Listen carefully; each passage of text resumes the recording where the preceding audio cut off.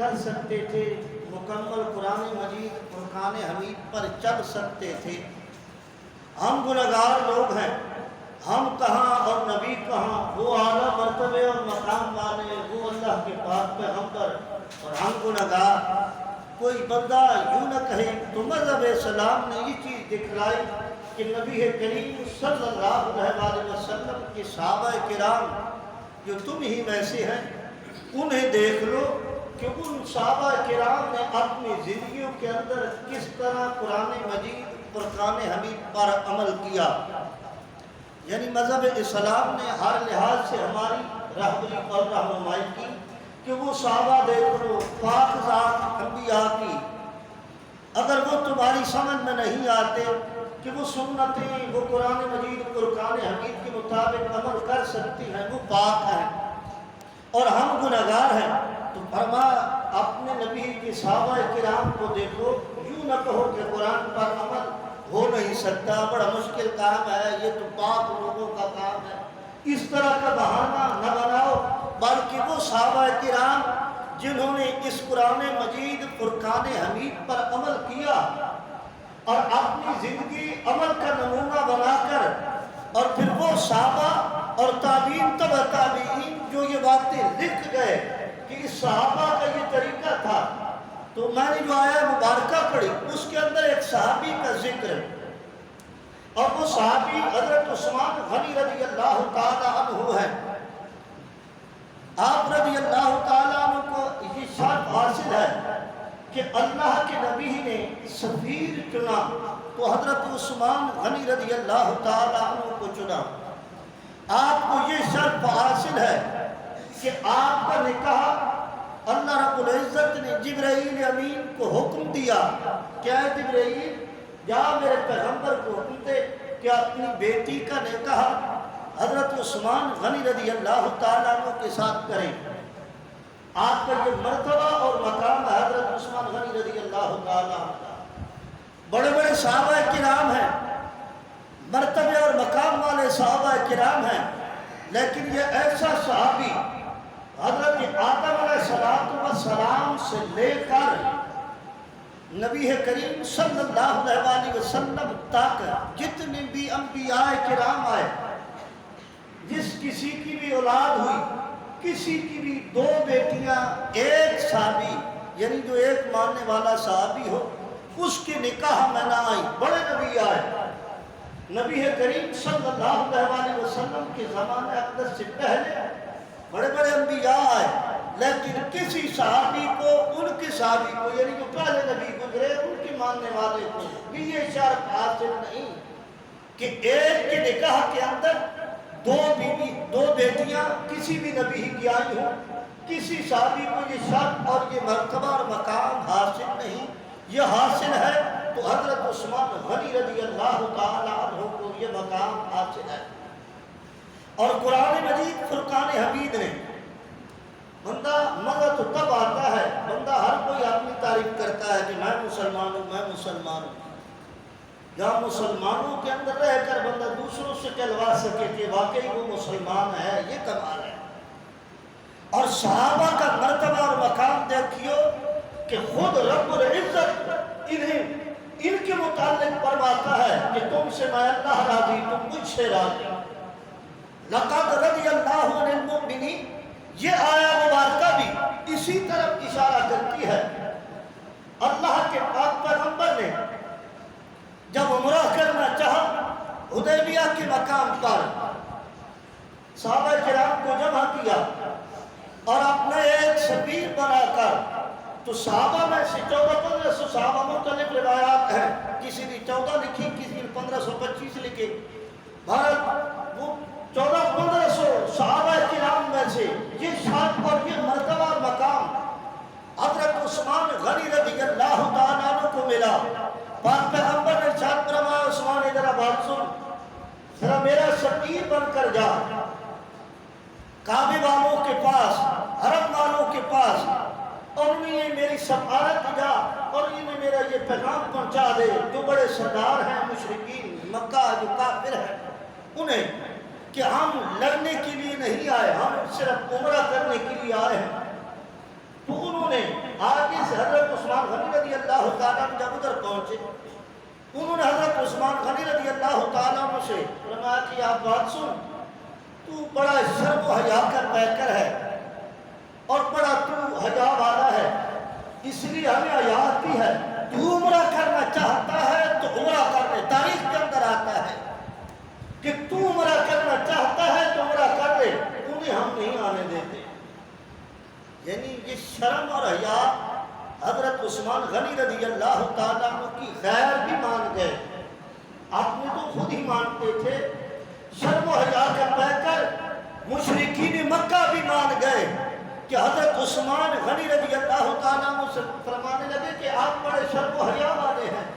تو آپ عمرہ کرنا چاہتے ہیں تو کامنے آپ کے نبی کو نہیں آنے دیتے۔ اس صحابی نے فرمایا کہ یار کعبہ جو ادھر ہی موجود ہے، اللہ کا گھر ہے، زمانہ جاہلیت سے میں جانتا ہوں، 34 سال میری عمر تھی، اس کے بعد میں نے اسلام قبول کیا، پہلے 34 سال میں نے یہی سیکھا کہ کعبہ اللہ کا گھر ہے، تو میں پہلے سے یہ بات تو جانتا ہوں کہ اللہ کا گھر ہے، چلو اس کا دیدار کر لوں، اس کا عمرہ کر لوں۔ آپ نے فرمایا بات سنو یار، اگر نبی کریم صلی اللہ علیہ وسلم کو نہیں آنے دیتے تو پھر میرا عمرہ کس قابل؟ میں ان کی عمر اجازت کے بغیر ایک قدم بھی کعبے کے پاس نہیں چل سکتا، تم عمرہ کہتے ہو؟ ایک قدم بھی میں اس نیت کے ساتھ نہیں چل سکتا کہ چلو میں آ گیا ہوں، کعبے کا دیدار کر لوں، طواف کر لوں اور جا کر طریقہ پھر سیکھ لوں گا کہ عمرے کا صحیح طریقہ کیا ہے۔ تمہارا صحابی نے جب یہ الفاظ پڑھا، مشرکین مکہ کہنے لگے کہ بات سن، یہ آیا مبارکہ کا جو ترجمہ ہے پھر میں اس کی طرف آؤں گا، یہ واقعہ اس لیے پہلے مختصر سا بتلا رہا ہوں تاکہ ترجمہ سمجھ میں آئے۔ تمہارا ان کو کہنے لگے اے مشرکین مکہ بات سنو، میں نہیں چل سکتا ایک قدم بھی ان کے بغیر، عمرہ تو دور کی بات رہی۔ تو ان کافر کہنے لگے اگر نہیں چل سکتے تو بات سنو، پھر ہم نے جس طرح تمہارے دوسرے مسلمان اپنی قیدوں کے اندر، اپنی مصیبتوں کے اندر رکھے ہیں، جس طرح انہیں اذیت اور تکلیف دے رہے ہیں، تمہیں بھی ایسے ہی تکلیف اور اذیت دی جائے گی۔ فرمانے لگے وہ منظور ہے، وہ تکلیف اور اذیت منظور ہے، قید کرنا چاہتے ہو قید کر لو، میں آیا تھا سفیر بن کر، میں نے پیغام دینا تھا کہ ہم عمرے کے لیے آ رہے ہیں، یہ پیغام ہے نبی کریم صلی اللہ علیہ وسلم کا، نہ میں آیا ہوں عمرہ کرنے کے لیے اور نہ میں آیا ہوں قید ہونے کے لیے، اب تمہاری مرضی، تم قید کرنا چاہو تو کر لو۔ قید کی اسے ڈر ہو جس نے یہ زندگی بھر مصیبت دیکھی نہ ہو۔ یہ حضرت عثمان غنی رضی اللہ تعالیٰ عنہ اپنی زندگی کے اندر پہلے بھی یہ چیز دیکھی ہے، مصیبتیں کافروں کی جھیلیں ہیں۔ حکم جو ان کے چاچا تھے، بعض روایت کے اندر آتا ہے کہ باپ تھا، بعض کے اندر آتا ہے کہ اس وقت لوگ چاچا کو باپ کہتے تھے، تو اس لیے جنہوں نے باپ لکھا، ان کے باپ کا نام حقان تھا۔ بہرحال وہ چاچا، اس نے جب حضرت عثمان غنی نے حضرت ابو بکر صدیق رضی اللہ تعالیٰ عنہ کے کہنے پر نبی کریم صلی اللہ علیہ وسلم کا چہرہ دیکھا، خود فرماتے ہیں کہ میرے منہ سے بغیر اختیار کے نکلا اشہد ان لا الہ الا اللہ واشہد ان محمدا عبدہ ورسولہ، کہ میں نے اپنے اختیار کے بغیر نکل گیا منہ سے، میں اس وقت سے کلمہ پڑھا یعنی مسلمان ہوا، گھر واپس آیا تو اس چاچا نے پکڑ لیا، پکڑ کر مضبوط رسی کے ساتھ باندھا، بڑا ظالم تھا وہ بھی، مضبوط رسی کے ساتھ باندھ کر کہنے لگا بات سن، تو نے نیا دین اپنا لیا ہے اور جو نیا دین اپنا ہے ہماری نسل میں سے ہم ساری زندگی اسے باندھ کر رکھیں گے۔ حضرت عثمان غنی رضی اللہ تعالیٰ عنہ کو باندھا گیا مضبوطی کے ساتھ، باندھ کر اس نے اپنے آگے رکھ دیا جیسے قیدیوں کو رکھا جاتا ہے، اور پھر کہنے لگا کہ جو ہماری نسل میں سے جو بھی بے دین ہو جائے ہم اسے ساری زندگی کی اسی طرح کی سزا دیتے ہیں۔ حضرت عثمان غنی رضی اللہ تعالیٰ عنہ چاچا کی طرف منہ کیا، اپنی آنکھ کی اس طرف نگاہ کے ساتھ ملائی، اور چاچا سے کہنے لگا چاچا جان بات سن، میری روح نکل سکتی ہے لیکن کلمہ مجھ سے چھوٹ نہیں سکتا۔ جب یہ پختہ ارادہ دیکھا وہی چاچا جو آج سے پہلے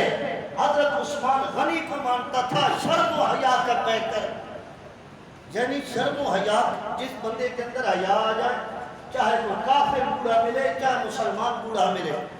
بندے کے اندر حیا آ جائے تو وہ اپنے حیا کی وجہ سے اونچی آواز سے نہیں بولتا۔ یہ غلط بات ہے کہ ہمارے ہاں اب یہ رواج میرا بیٹا تیز ہے، لوگوں کے بیچ میں بات کر لیتا ہے، تو شرم و حیا کی یہ وجہ تھی۔ حضرت عثمان غنی رضی اللہ تعالیٰ عنہ اپنے چاچا کے سامنے کبھی نہیں بولتے، اس وقت بولا اور اس وقت بولا اس نے فوراً حکم دیا کہ اس کی رسیاں کھول دو، میں سمجھ گیا ہوں مر تو جائے گا لیکن کلمہ نہیں چھوڑے گا، میں سمجھ گیا ہوں یہ میرا بھتیجا 34 سال تک میرے آگے کس نے بات کی نہ کی، میرے ساتھ کسی معاملے کے اندر بات نہ کی، اس لیے نہ کی کہ میں غلط یا ٹھیک کہتا ہوں، اس لیے نہ کی ادب بجا لاتی ہوئی کہ وہ چاچا ہے اور میں اس کا بھتیجا ہوں، تو میرا کیا کمال کہ میں اس کے سامنے باتیں کروں۔ ہمارے ہاں تو خیر یہ ادب و احترام رہا ہی نہیں، ہم نے صرف ہم صحابہ کے منہ زبانی یا نبی کریم صلی اللہ علیہ وسلم کی اسلام کی منہ زبانی ہے، اسلام سے اس ادب سے ہم دور جاتے ہیں، اور ادب ان لوگوں کو ملتا ہے جو بانصیب ہوتے ہیں، بے ادب بے نصیب کہلواتے ہیں، تو ہم وہ بے نصیبی کی طرف رخ کر گئے۔ بہرحال صحابہ کرام نے یہ چیز نہ سکھلائی، تو حضرت عثمان غنی رضی اللہ تعالیٰ عنہ یہ ساری مصیبتی جھیل ہوئی تھی۔ جب انہوں نے کہا کہ ہم قید کریں گے، اور وہ جو راستہ بنتا تھا جتنی ٹائمنگ تھی واپس جانا تھا اتنی ٹائمنگ کے اندر واپس نہ جا سکے، کسی نے اس وقت کافر جتنے بھی تھے اور خاص کر شرارتی بندہ جو بھی ہوتا ہے اس کے ارد دائیں بائیں پھرتے رہتے ہیں، یہ شروع سے آ رہا ہے، آج سے نہیں، آج بھی جو بندہ شرارتی ہے یاد رکھنا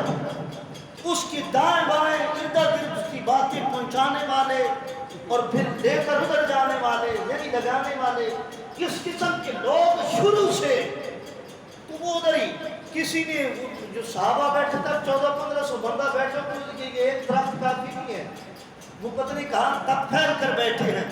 کوئی کس درخت کے نیچے کوئی کس درخت کے نیچے، کسی نے جا کر انہیں کی حالت بنا کر کہنے لگا بات سنو تم ادھر بیٹھے ہو، حضرت عثمان غنی کو انہوں نے قید کر لیا اور اب مارنے کا پروگرام ہے، اب سر قلم کرنے کا پروگرام ہے، میں تو ادھر آ گیا ہوں، اب انہوں نے سر قلم کر دیا ہوگا۔ صحابہ کے اندر جب یہ بات مشہور ہوئی نبی کریم صلی اللہ علیہ وسلم تک یہ بات پہنچی، پاک پیغمبر نے اپنا جلال کے اندر فرمایا میرے صحابہ عثمان غنی کا بدلہ لیں گے، عثمان غنی کا بدلہ لیں گے، اس بات پر میرے ہاتھ پر کون بیعت کرتا ہے کہ ہم کبھی بھاگ کر واپس نہیں جائیں گے، یا تو بدلہ لے کر جائیں گے واپس نہیں جائیں گے۔ سب سے پہلے جو صحابی سب سے نام خدری رضی اللہ تعالیٰ اس نے عرض کی یا رسول اللہ میں آپ کے ہاتھ پر بیعت کرتا ہوں، موت کی کٹ سکتا ہوں، واپس نہیں جاؤں گا۔ اب وہ صحابہ تھے وہ بات تب پڑی کہ یار وہاں تو بیعت ہو رہی ہے، بیعت صحابہ نے پہلے کی ہوئی تھی، یہ بیعت موت پر تھی، یہ بیعت اس بات پر تھی کہ کبھی آگیں گے نہیں، جب تک زندہ ہے تو مشرکین مکہ سے بدلہ لیں گے، یہ بیعت اس بات پر تھی۔ وہ صحابہ کا رش پڑ گیا پاک پیغمبر کے پاس، سب بات پہ جس نے سنا وہ جی اس بات پر وہ سب کھڑے ہو گئے، اٹھے اپنی اپنی جگہ سے اور بھاگ پڑے۔ پہلے تو چھاؤں سائے کے اندر ہر کسی نے اپنے لیے کوئی درخت تلاش کیا، بیٹھے تھے جب پیغام پہنچے گا نبی کریم صلی اللہ علیہ وسلم تو آگے چلے جائیں گے۔ جب وہ بیعت لی، بیعت مکمل ہو گئی، اب نبی کریم صلی اللہ علیہ وسلم صحابہ کرام کا سکون نہیں، پاک پیغمبر پر سکون، صحابہ کرام کے چہروں پر سکون نہیں، جیسی بندہ جلوہ و جلال کے اندر آتا ہے جو اس کی حالت ہوتی ہے یعنی غصے والی حالت، اللہ نے وہ حالت دیکھی، وہ حالت بھی بیان کر دی قرآن مجید فرقان حمید کے اندر، آیا مبارکہ بنا کر نازل کیا اور فرمایا لقد رضی اللہ عن المؤمنین اذ یبایعونک تحت الشجرہ، کہ تحقیق اللہ راضی ہو گیا ان لوگوں سے جو انہوں نے درخت کے نیچے آپ کے ہاتھ پر بیعت کی. لقد رضی اللہ عن المؤمنین اذ یبایعونک تحت الشجرہ فعلم ما فی قلوبہم، اور جان گیا ان کے دلوں کو، اللہ جان گیا محمد صلی اللہ علیہ وسلم ان کے دلوں کو، علم ما فی قلوبہم، حالانکہ جانتا رب پہلے بھی تھا، لیکن یہ تسلی کے لیے، تشفی کے لیے اللہ نے فرمایا کہ فعلم ما فی قلوبہم فانزل السکینۃ، اور مرتبہ مقام کیا ان شجرہ والوں کا، وہ جو بیعت والے تھے ان کا مرتبہ اور مقام کیا، فرمایا فانزل اللہ سکینۃ، واللہ نے نازل کی ان پر اپنی سکینتیں، اپنا سکون، اپنی رحمتیں. سکین سکون سے ہے کہ اللہ نے سکینت ان پر نازل کی. لقد رضی اللہ عن المؤمنین اذ یبایعونک تحت الشجرہ فعلم ما فی قلوبہم فانزل السکینۃ علیہم، ان پر اللہ نے سکون نازل کیا. وَأَصَابَهُمْ فَتْحًا قَرِيبًا، اور قریب اللہ رب العزت ان کو بہت بڑی فتح دے گا، انہیں بہت بڑی فتح مل جائے گی. اس طرف اشارہ کیا کہ بغیر لڑائی جھگڑے کے بغیر انہیں فتح مل جائے گی. فتحًا قریبا، صرف فتح نہ ملے گی، فرمایا وَمَغَانِمَ كَثِيرَةً يَأْخُذُونَهَا، کثرت کے ساتھ انہیں غنیمتیں مل جائے گی. وَمَغَانِمَ كَثِيرَةً يَأْخُذُونَهَا وَكَانَ اللَّهُ عَزِيزًا حَكِيمًا. اور یہ کام کرنے والا کون ہے؟ اب یہ بات بندہ سوچ نہیں سکتا کہ یار مجھے کیسے کثرت سے غنیمتیں، مال و دولت ملے گی، میں لڑائی جھگڑا بھی نہ کروں، دوسرے ملک پر حملہ بھی نہ کروں، اور پھر مجھے یہ چیزیں مل جائیں. ہم کہیں کہ ہمیں انڈیا بغیر لڑائی جھگڑے کے کشمیر دے دے، یہ ناممکن ہے، لیکن اللہ کے ہاں ممکن ہے، یہ ہو سکتا ہے اللہ کے ہاں. تو فرمایا وَمَغَانِمَ كَثِيرَةً يَأْخُذُونَهَا، کہ کثیر نعمتیں دوں گا ان لوگوں کو. اب بندہ قسم تو پڑتا، لڑائی جھگڑا بھی نہیں، جنگ بھی نہیں، اور اللہ فرما رہا ہے وَمَغَانِمَ كَثِيرَةً يَأْخُذُونَهَا، کہ یہ کس طرح، تو خود ہی اللہ نے فرمایا وَكَانَ اللَّهُ عَزِيزًا حَكِيمًا، یہ کام کرنے والی وہ ذات جو عزت والا اور حکمت والا ہے، اس کا یہ کام ہے. بغیر لڑائی جھگڑے کے مال غنیمت بھی کثیر تعداد کے اندر دے دے گا اور فتح بھی دے دے گا. اب وہ جو ایلچی میں نے پہلے کہا کہ شرارتی لوگوں کے ایلچی دائما پھر رہے ہوتے ہیں، اور ایلچیوں میں سے ایک ایلچی نے دیکھا یہ تو اس طرح لڑ پڑے اور جھگڑ پڑے بیعت پر. اس نے جا کے مشرکین مکہ کو یہ خبر دے دی کہ یاد رکھنا صرف علاج ہوا اس بات کا کہ میرے ہاتھ پر بیعت کرو، عثمان غنی کا بدلہ لیں گے رضی اللہ تعالیٰ عنہ، ان کا بدلہ لیں گے. تو وہ صحابہ اس طرح رش لگا کر پاک پیغمبر پر آپ صلی اللہ علیہ وسلم کے ہاتھ پر ٹوٹ پڑے. وہ جذبہ وہ صحابہ کا اور وہ غصہ صحابہ کا، انہوں ایلچیوں نے دیکھا، مشرکین مکہ کو بتلایا کہ یاد رکھنا جس طرح وہاں وہ لپٹ پڑے، اگر تمہاری طرف رخ کر لیں یہ عثمان کو ان کا یہ سارا نظام بھی لے لیں گے تم سے، اور تمہارا بچہ بھی نہ بچے گا. یہ واپس جا کر انہوں نے خبر ادھر پہنچائی. تو پھر انہوں نے حضرت عثمان غنی رضی اللہ تعالیٰ عنہ کو واپس جانے دیا. صرف ان کو نہیں بلکہ وہ غلام جو مسلمان ہوئے تھے، اور یہ ایک معاہدہ تھا یہ پہلے کا، یعنی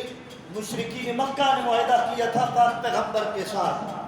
کہ ہمارا کوئی بندہ کعبے سے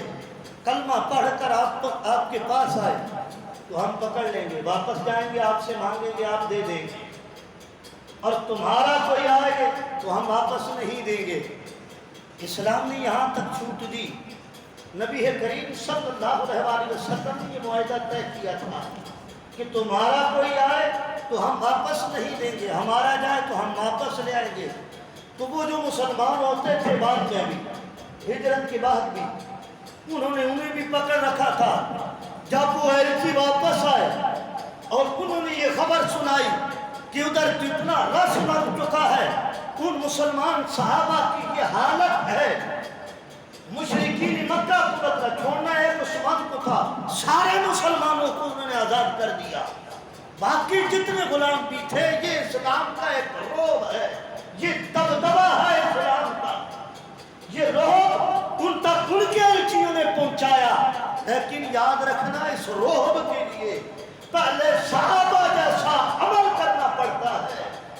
پہلے صحابہ جیسا عمل کرنا پڑتا ہے۔ یہ وہی حضرت عثمان غنی رضی اللہ تعالیٰ عنہ ہیں۔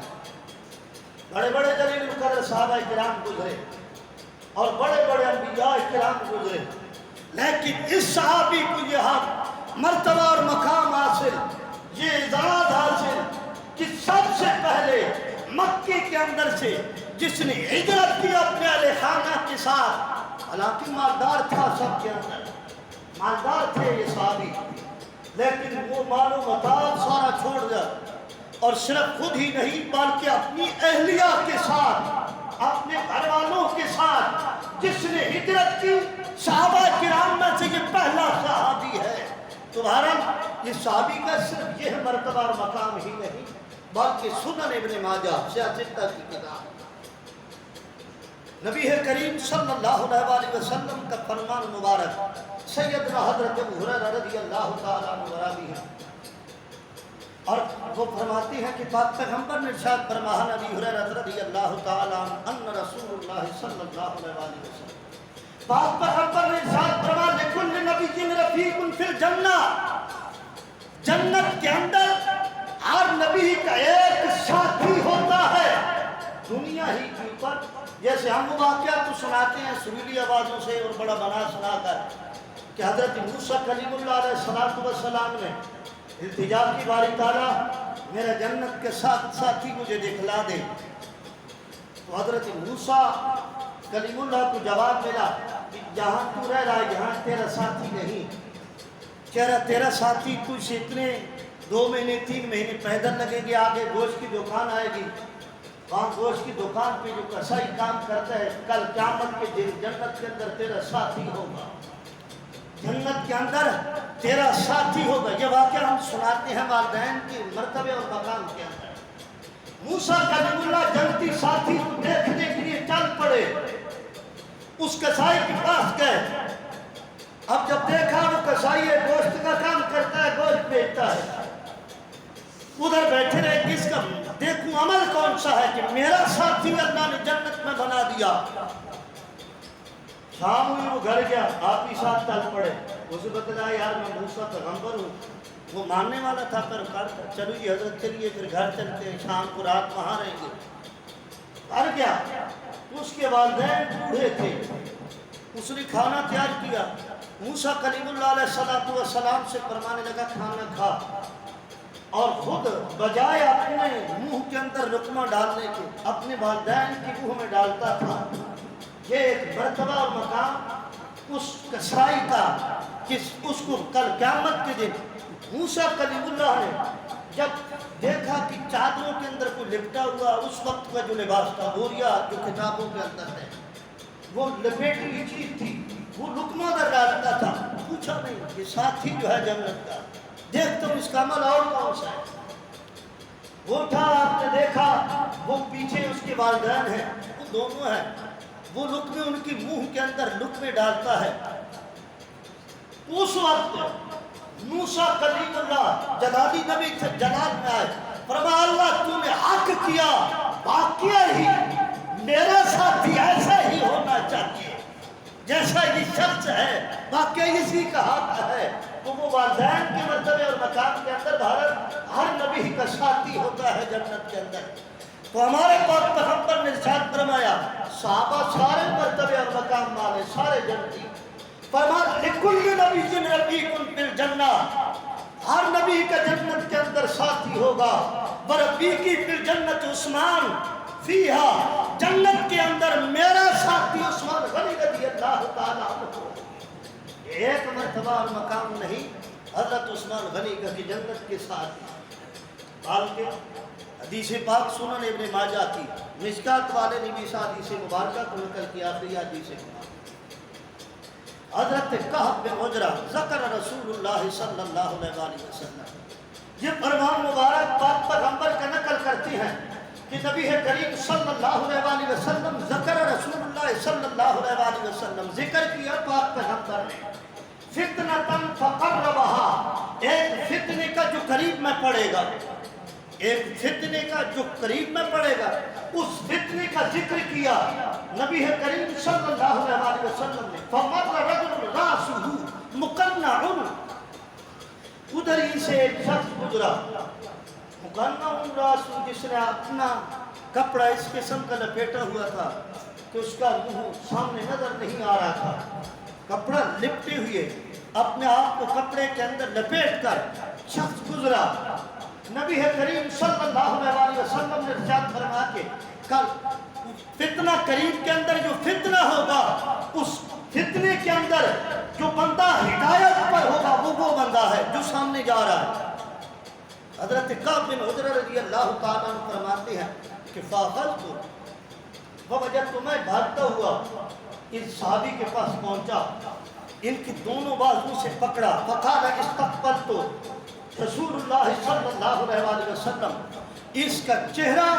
میں نے پکڑا، بازو سے پکڑ کر ان کا چہرہ نبی کریم صلی اللہ علیہ وسلم کی طرف کیا، اور میں نے عرض کی فقلت ھذا، پاک پیغمبر نے ارشاد فرمایا قال ھذا، ہاں یہی بندہ جو فتنہ قرب کے اندر پڑے گا، اس فتنے کے اندر جو ہدایت پر ہوگا، یہی بندہ ہے، ہاں یہی بندہ ہے۔ یہ ساری باتیں پاک پیغمبر نے پہلے بتلا دی تھی، میں اس بات کو نہیں جانتا کہ یہ کون سا ہے، غیر کا ہے یا حاضر کا ہے۔ حضرت عثمان غنی رضی اللہ تعالیٰ عنہ کا میرے پاک پیغمبر نے سنن ابن ماجہ کی دوسری حدیث مبارکہ، پاک پیغمبر نے بلایا، اس وقت جب آپ مریض تھے، نبی کریم صلی اللہ علیہ وسلم نے بلایا، صحابہ نے عرض کی الا ندعو ابا بکر، کیا ابو بکر کو بلائیں؟ فسکت، پاک پیغمبر خاموش، الا ندعو عمر، نبی کریم صلی اللہ علیہ وسلم پھر بھی فسکت، خاموش رہے۔ صحابہ نے عرض کی، ام المؤمنین حضرت عائشہ صدیقہ فرماتی ہیں کہ میں نے عرض کیا یا رسول اللہ فجاء عثمان، عثمان کو بلائیں، قال نعم، فرمایا ہاں بلا عثمان کو، قال نعم فخلا، جب وہ آ گئے فخلا، فجعل النبی صلی اللہ علیہ وسلم، تو نبی کریم صلی اللہ علیہ وسلم نے خلوت نشینی چاہی، یعنی جو دوسرے ساتھی تھے انہیں باہر بھیجا، یا جس طریقے سے بھی ہٹا دیا، قریب کی سے انہیں قریب کیا، انہیں دور کر دیا، اور حضرت عثمان سے بات کرنے لگ گئے، یکلمہ، حدیث کے الفاظ، فرمایا ان سے کلام کی، جب ان سے کلام کیا فیتغیر عثمان، عثمان کا چہرہ متغیر ہوا، عثمان کا چہرہ متغیر ہوا، تو پاک پیغمبر نے یہ ساری باتیں پہلے بتلا دی تھی کہ عثمان تو تیرے ساتھ اس طرح ہوگا، اس طرح تجھے شہید کر دیا جائے گا۔ بہرحال یہ عثمان کا مرتبہ اور مقام ہے، لیکن اس حضرت عثمان کی سادگی دیکھیے کہ نبی کریم صلی اللہ علیہ وسلم نے اپنا ساتھی جنت کے اندر اسے بتلایا، اور یہ مرتبہ اور مقام اسے حاصل کنواں اس نے خریدا۔ پاک پیغمبر نے ارشاد فرمایا تھا عثمان، کوئی بھی عمل آج کے بعد عثمان کو نقصان نہیں دیتا، اور نبی کریم صلی اللہ علیہ وسلم کی دو بیٹیاں عثمان کے نکاح کے اندر، لیکن اس کے باوجود بھی عثمان جب بھی قبر کو دیکھتے تھے اس قدر روتے تھے کہ داڑھی مبارک تر ہوا جایا کرتی تھی۔ صحابہ عرض کرتے تھے اے اللہ کے رسول کے پاک صحابی، بات کو آپ کے متعلق تو پاک پیغمبر نے یوں فرما دیا، آپ اس قدر روتے ہیں کہ داڑھی مبارک سے آنسو ٹپک جاتے ہیں۔ فرماتے تھے کہ لوگوں، قبر آخرت کی منزلوں میں سے پہلی منزل ہے، جو اس منزل سے کامیاب ہو گیا کل قیامت کے دن بھی کامیاب ہو جائے گا۔ حضرت عثمان غنی رضی اللہ تعالیٰ عنہ جب بھی قبر کو دیکھتے ہیں، ہم ضرور دیکھتے ہیں، اور ہم ہیں بھی حب صحابہ والے، حب اہل بیت والے، حب رسول والے، روزانہ دیکھتے ہیں، قبر پر بیٹھ کر، قبر پر کھڑے ہو کر بھی اتنی بات یاد نہیں آتی کہ یا سبحان اللہ ہی کہہ لیں، چلو اور کچھ نہیں، درود پاک پڑھ لیں، قل هو اللہ احد پڑھ لیں، اتنی ہمیں مطلب یا دعا ہی مانگ رہے، اتنی بھی الفاظ ہم سے نہیں نکلتے۔ اور حضرت عثمان غنی رضی اللہ تعالیٰ اپنی زندگی کے اندر جب بھی قبر دیکھتے تھے رویا کرتے تھے، فرماتے تھے لوگوں اس منزل سے پناہ مانگو، آخرت کی منزلوں میں سے جو اس منزل سے کامیابی پا گیا کل قیامت کے دن بھی کامیابی پا جائے گا۔ اللہ سے یہ دعا ہے کہ اللہ تبارک و تعالی ہم سب مسلمانوں کو، سارے صحابہ کرام خصوصاً حضرت عثمان غنی رضی اللہ تعالیٰ عنہ کی سنتوں پر عمل کرنے کی ہمت و توفیق عطا فرمائے۔ وآخر دعوانا الحمدللہ۔